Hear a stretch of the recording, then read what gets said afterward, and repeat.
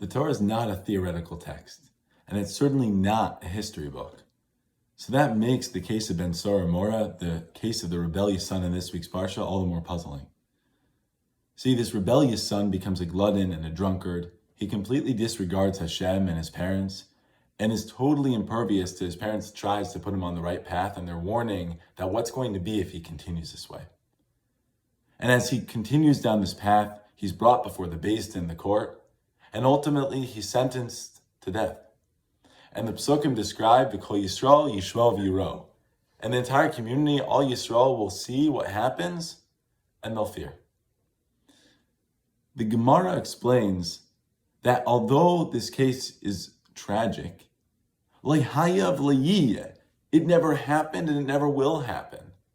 So the Gemara said, so why did the Torah include it?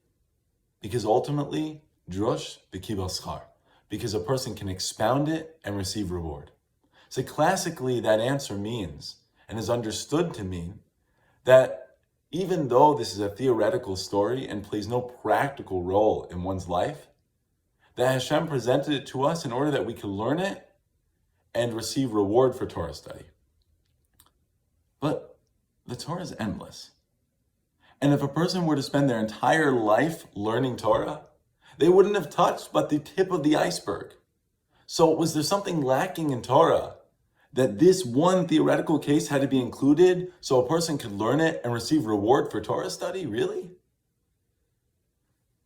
So Rav Epstein, the Rosh Hashiva of Slobodka in the late 1800s, he says, the way to understand drush v'kibel schar, to expound and receive reward, doesn't mean to receive reward for Torah study, but means that if a person expounds this parsha, this episode of Ben Sora Mora, he'll walk away with timeless lessons and messages that he can apply to his or her life. And by living our lives according to those messages, we'll be able to receive reward. So one such example Rabbi Zev Leff brings down, that the pasuk says that the parents claim, "Inenu shomeh b'kolenu." He doesn't listen to our voice. And the Gemara explains that he doesn't listen to our voice, singular, implies that their voice has to be equal. And Rabbi Zev Leff says that the Gemara doesn't mean, yes, practically on a halachic level, it means that they must be equal in tone and cadence. But on a deeper level, what the Gemara is indicating is that to have proper chinuch, to raise our children properly, it means that we have to have a unified voice, that parents have to be able to have a unified front, and they have to have a consistency in values that they give over to their children. And that's something that we learn out from this tragic case of the Ben Sora Mora. As theoretical as it might be, that it never was and will never be.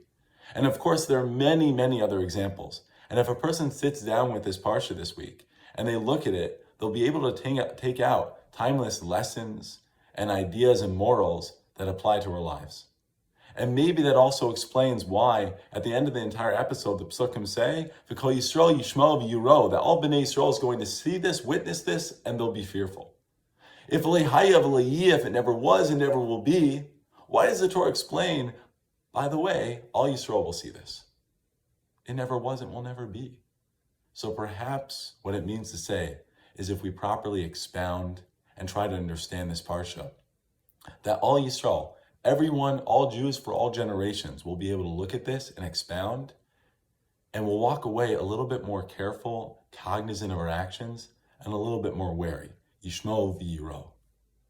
So in Yirtzeh Hashem, we should be zocheh to be able to expound this parsha, to be able to see, to be able to understand the timeless lessons that it presents, and hopefully by doing so, we'll be able to receive the reward for those actions both in this world and the next. Have an amazing Shabbos.